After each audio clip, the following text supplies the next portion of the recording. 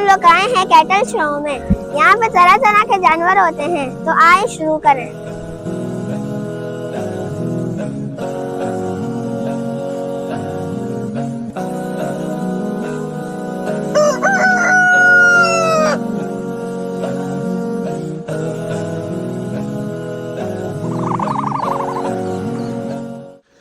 Expo centre Karachi में 3 रोज़ा cattle show का इनेकाद किया गया, जहां एक ही छत के नीचे खूबसूरत परिंदे, बेहतरीन किस्म के बैल, गाय, बकरे और भैंसें मौजूद थीं।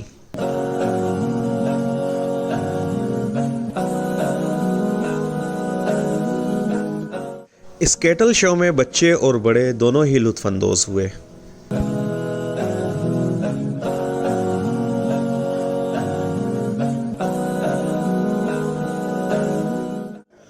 कराची का ये मुनफरिद मेला न सिर्फ देखने बल्कि यादें बनाने का भी बेहतरीन मौका है।